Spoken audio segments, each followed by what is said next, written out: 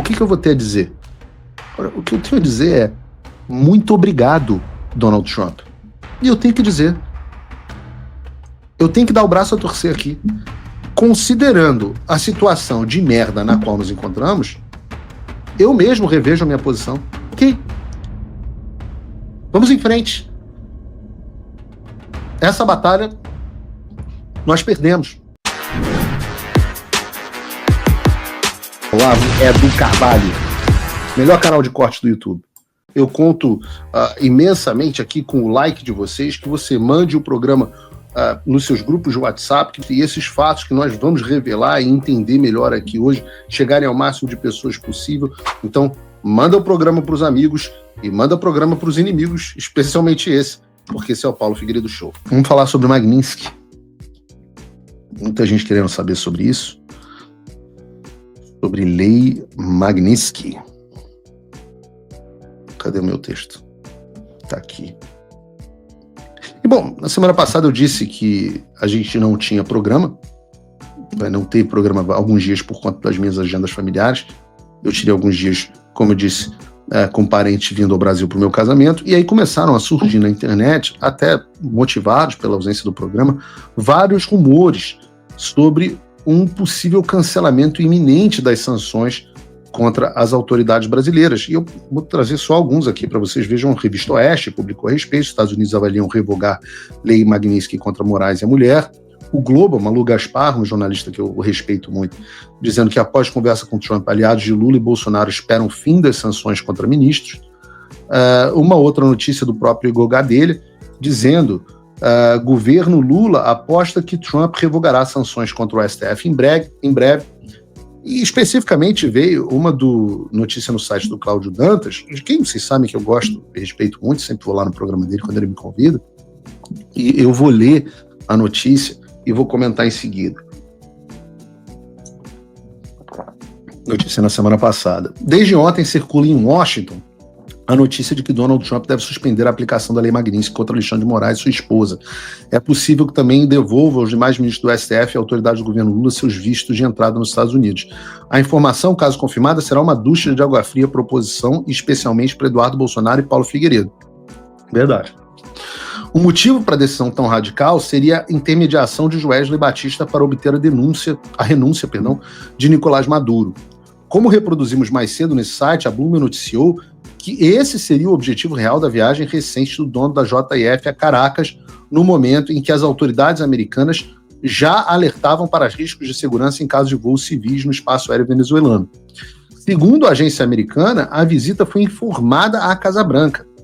Eu diria, diz o Cláudio Dantas, eu diria que foi combinada, não só com Trump, mas com Lula. Seria consequência da abertura de um diálogo iniciada por Joesley ainda em agosto, quando se reuniu com o presidente americano no Salão Oval, tirou selfies e ainda entregou-lhe um exemplar da biografia do pai, José Batista Sobrinho. Verdade, a gente falou sobre isso aqui no programa. Desde então, Trump fez elogios públicos a Lula, reuniu-se com ele na Malásia e já se falaram 2 ou 3 vezes por telefone. Não sei se já chegamos aqui.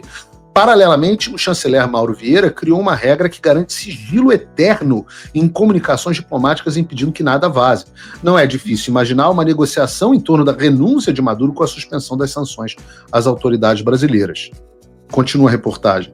Nota-se que Trump e Joesley são bilionários, têm trajetórias semelhantes e enxergam o mundo da política pela lente dos negócios. Essa química se estende a uma visão da ESG e de um exacerbado pragmatismo quando o assunto é democracia e liberdade de expressão. Derrubar Maduro deve ser o suficiente neste momento para saciar o desejo de seus apoiadores mais ideológicos. Contudo, com as eleições de meio de mandato se aproximando, a prioridade da Casa Branca é garantir um alívio no bolso do eleitor americano. Afinal, comer ainda é mais importante do que falar. Não diz a reportagem aqui do Cláudio Dantas que, além disso, Joesley Batista conquistou o acesso a Donald Trump através de forma confirmada, uma doação de $5 milhões, a maior doação de todas dos Estados Unidos veio dos Batista para a inauguração, para a posse do Donald Trump. Além disso, rumores, que eu não posso confirmar, de que Joesley teria doado também, a família Batista teria doado $20 milhões para o filme da Melania Trump. Essas notícias circulando são muito sérias. E o que eu tenho a comentar sobre isso talvez não agrade muitos aqui. Porque não agrada, talvez não agrade, eu digo, porque tem muita gente que só quer saber de militância e não quer notícia verdadeira. Mas vocês sabem, meu compromisso é sempre com a verdade e não com o like. E a verdade é a seguinte: eu não sei se essas notícias são verdadeiras, mas é possível, ou pelo menos plausível. Mas, Paulo, você vem dizendo que as conversas com Lula não estavam dando em nada, etc, etc. Eu falo, é verdade. Até agora, esse assunto sequer havia sido abordado. Mas eu soube, e o próprio Trump confirmou em postagem, que, de fato, o assunto das sanções foi abordado. E aí as pessoas me perguntam, mas, Paulo, como você não sabe? Você conversa com o Departamento de Estado, você conversa com essa Casa Branca? E sim, é verdade, eu converso. O problema é que esse assunto, hoje em dia, está sendo tocado diretamente pelo presidente Trump. Não pelos seus assessores, não pelos diretores da Casa Branca, não pelo secretário de Estado. Pessoalmente, pelo presidente Trump. E, obviamente, o presidente Trump não é a pessoa mais acessível do mundo, pelo menos para quem não tem $5 milhões para dar para o seu comitê de campanha, que não compra posição, mas compra acesso. Eu posso dizer que a posição do Departamento de Estado e do Departamento do Tesouro, nós veremos aqui em seguida, permanece a mesma. As sanções estão em pleno vigor. Os Estados Unidos classificam Alexandre de Moraes como um violador de direitos humanos e classificam o regime brasileiro como um regime de exceção.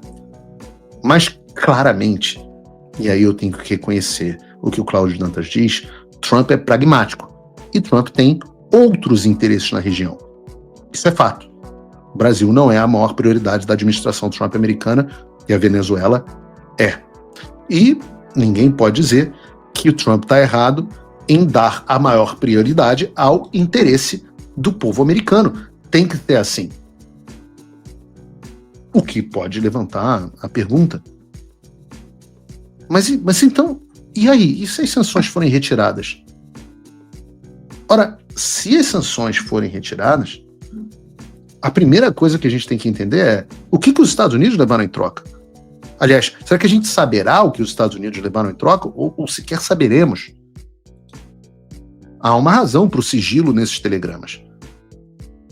Outra, será que o presidente Trump não estaria também contemplando as nossas liberdades em um eventual acordo? São muitas questões, são muitas especulações de coisas que eu não sei e não sei nem se vão acontecer. Mas, honestamente, seja qual for o resultado, o que eu vou ter a dizer? Agora, o que eu tenho a dizer é muito obrigado, Donald Trump. Muito obrigado, Donald Trump. Por quê? Porque tudo que Eduardo Bolsonaro e eu pedimos ao longo desse ano, tudo nos foi dado. Foram declarações, foram cartas, pressão internacional, sanções de vistos em duas dúzias de agentes políticos. E nos seus familiares, teve ministro do STF, teve PGR, teve Pacheco, teve gente do TSE, gente do gabinete do Alexandre, Magnitsky no Alexandre, nas empresas do Alexandre, depois a gente pediu na mulher do Alexandre, deu na mulher do Alexandre. Aí reclamamos que a Magnitsky não estava sendo cumprida, eles aumentaram as pressões, ligaram para a Coca-Cola, mandaram carta para todas as empresas que patrocinaram o evento, mandaram carta para os bancos, etc.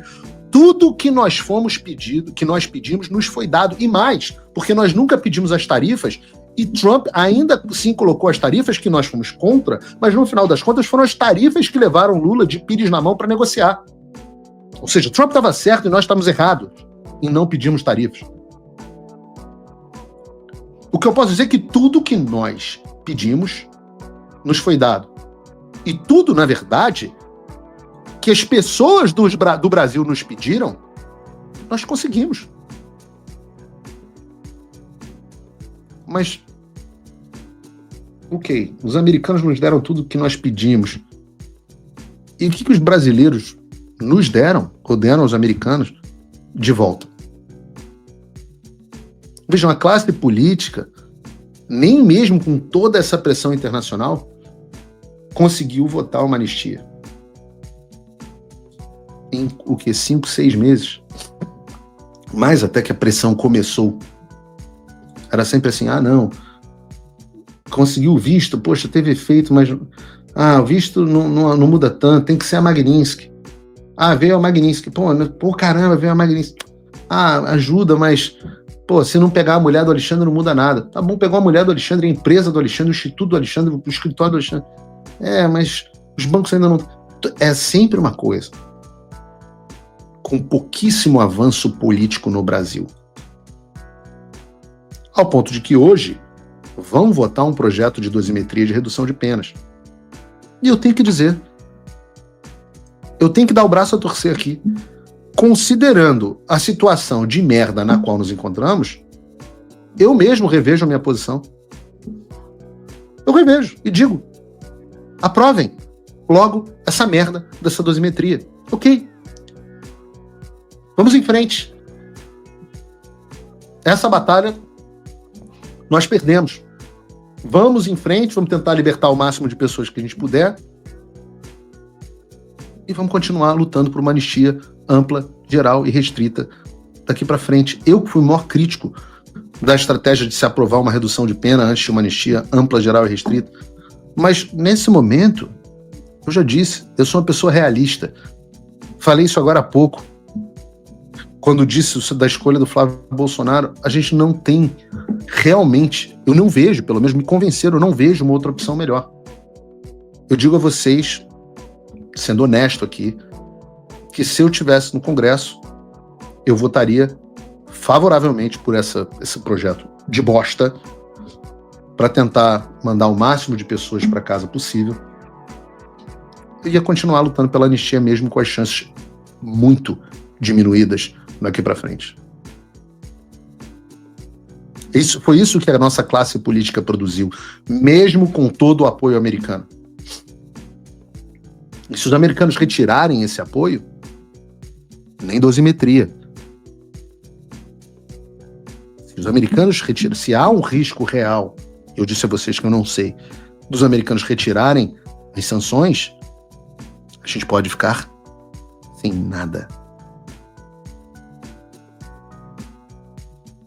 Foi isso que a nossa classe política nos produziu.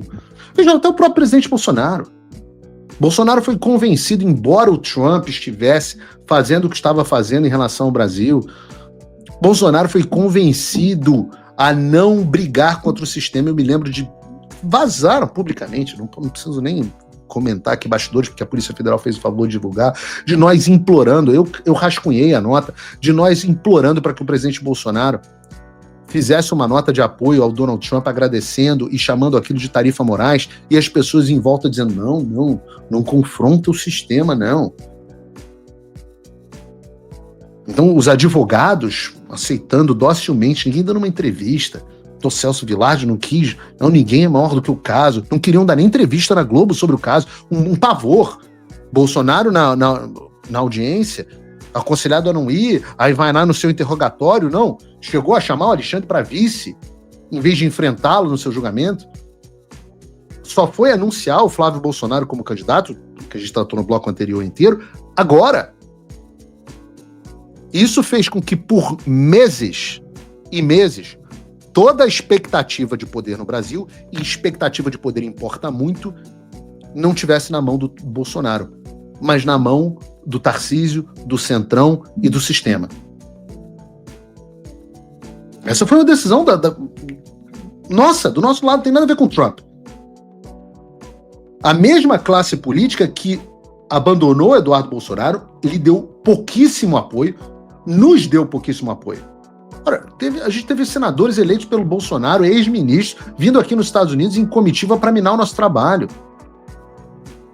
O Eduardo passou a ser vítima não de aplauso dentro do partido, mas de crítica.